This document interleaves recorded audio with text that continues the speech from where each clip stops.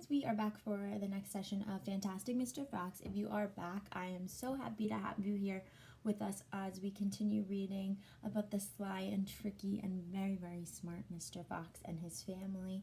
But before we dive in, I want to talk about the context of this book and the idea of the evil farmers hurting Mr. Fox. So when this book was written, it was written in 1970, and it was written by an author who lived in England. And over in England, there, in not the city aspect of England, but in the rural parts of England, there was a very big hunting problem, and there was a very big passion for hunting animals. So the idea of the evil farmer, sometimes when I was reading it when I was younger, I'd be like, who would ever want to hurt another man? I used to think of Mr. Fox as a human, but in reality he's a fox, and obviously this is a mystical land where animals are talking and can walk on their hind legs and, be almost human-like. But the context of it is that these farmers are hunting this animal to get them off of their farm, but we just live in this book in a place where animals can talk and they have feelings and families, which they do now, but now we're actually hearing it. So it's very easy to get like, oh my gosh, this is like a little bit crazy. But in the time period where it was written, it was really just farmers protecting their land and their crop. And he wrote it because that was a big problem where he lived, and he wanted to make it funnier, and he didn't believe in hunting, the author. So he wanted to write a story sticking up for the animals. So that's where we get that element from. But I wanted to give that to you because the author was very, very against hunting, and this story was almost a way of convincing people that hunting is bad and hurting animals is bad, and that's why I chose this book. So he really, really makes these farmers be really, really bad guys. But I wanted to explain that to you if you're feeling a little bit like, I don't know why we would be reading a book about this. It's because the story is to show people that hunting isn't always the best option, because animals have feelings and families, and we should be respectful to everybody on earth. That was his message. So some of you may disagree, some of you may agree, but that's the message of this author. So that's how we kind of got to that aspect. But nonetheless, we will be continuing with Fantastic Mr. Fox, one of my favorite stories, and here we go, Chapter 5, The Terrible Tractors. As the sun rose the next morning, Bogus and Bunce and Bean were still digging. They had dug a hole so deep you could have put a house into it. But they had not yet come to the end of the fox's tunnel. They were all very tired and cross, which means angry. Dang and blast, said Bogus. Whose rotten idea was this? Bean's idea, said Bunce. Bogus and Bunce both stared at Bean. Bean took another swig of cider, then put the flask back into his pocket without offering it to the others. Listen, he said angrily. I want that fox. I'm going to get that fox. And I'm not giving in. We can't get him by digging, that's for sure, said the fat Bogus. I've had enough of digging. Bunce, the little pot-bellied dwarf, looked up at Bean and said, Have you got any more stupid ideas then? What? Said Bean. I can't hear you. Bean never took a bath. He never even washed.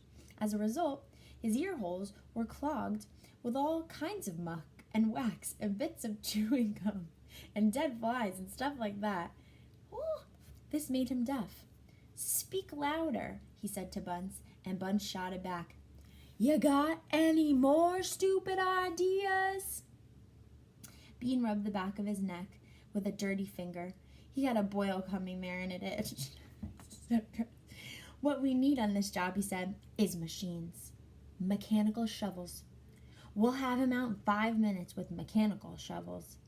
That was a pretty good idea, and the other two had to admit it. All right then, said Bean, taking charge. Bogus, you stay here and see the fox doesn't escape. Bunce and I will go and fetch our machinery. If he tries to get out, get him. The long, thin Bean walked away. The tiny Bunce trotted after him. The fat Bogus stayed where he was, with his eyes pointing at the foxhole. 3 of them. He's cleaning out his dirty ears of muck and spiders. Disgusting. Soon, two enormous caterpillar tractors with mechanical shovels on their front ends came clanking into the woods. Bean was driving one, Bunce the other. The machines were both black. They were brutal-looking monsters. "Here we go, then," shouted Bean. "Down with the fox," shouted Bunce. The machines went to work, biting huge mouthfuls of soil out of the hill. The big tree under which Mr. Fox had dug his hole in the first place was toppled with matchstick. On all sides, rocks went flying, and trees were falling, and the noise was deafening. That means it was really loud. So we have seen these type of machines before in construction sites, but they're coming, two big ones, to come and go into that hill where Mr. Fox and his family lived. Hopefully Mr. Fox and his family are far away in a tunnel somewhere. Down in the tunnel, the foxes crouched, listening to the terrible clanging and banging overhead. "What's happening, Dad?" cried the small foxes. "What are they doing?" Mr. Fox didn't know what was happening or what they were doing. "It's an earthquake!" cried Mrs. Fox. "Look," said one of the small foxes. "Our tunnels got shorter. I can see daylight." Oh no. They all looked around, and yes, the mouth of the tunnel was only a few feet away from them now, and the circle of daylight beyond. They could see that the huge two black tractors almost on top of them. "Tractors!" shouted Mr. Fox. "And mechanical shovels! Dig for your lives! Dig, dig, dig!" Oh my gosh. Let's go to chapter 6. Chapter 6. The race. Now there began a desperate race. The machines against the foxes. Who do you side with? I know who I side with. In the beginning, the hill looked like this. So that's what the hill looked like with the tree on top. It started to look like that when they first got there. After about an hour, as the machines bit away more and more soil from the hilltop, it looked like this. Oh my gosh. It's a lot. Sometimes the foxes would gain a little ground and the clanking noises would grow fainter, and Mr. Fox would say, "We're going to make it. I'm sure we are." But then a few moments later, the machines would come back at them and the crunch of the mighty shovels would get louder and louder. Once the foxes actually saw the sharp metal edge of one of the shovels as it scraped up the earth behind them. "Keep going, my darlings," panted Mr. Fox. "Don't give up. Keep going," the fat bogus shouted to Bunce and Bean. "We'll get him at any moment now." "Have you caught sight of him yet?" Bean called back. "Not yet," shouted Bogus, "but I think you're close." "I'll pick him up with my bucket," shouted Bunce. By lunchtime, the machines were still at it, and so were the poor foxes.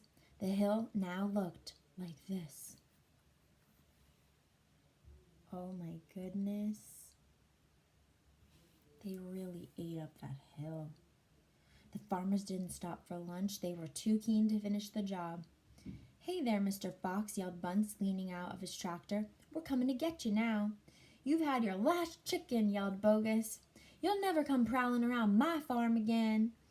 A sort of madness had taken a hold of the three men. The tall, skinny Bean and dwarfish, pot-bellied Bunce were driving their machines like maniacs, racing the motors and making the shovels dig at a terrific speed. The fat Bogus was hopping about like a devilish animal and shouting, "Faster, faster!" By 5 o'clock in the afternoon, this is what happened to the hill. Oh my goodness. The hole the machines had dug was like the crater of a volcano. It was such an extraordinary sight that crowds of people came rushing out from the surrounding villages to have a look. They stood on the edge of the crater and stared down at Bogus and Bunce and Bean. "Hey there, Bogus. What's going on?"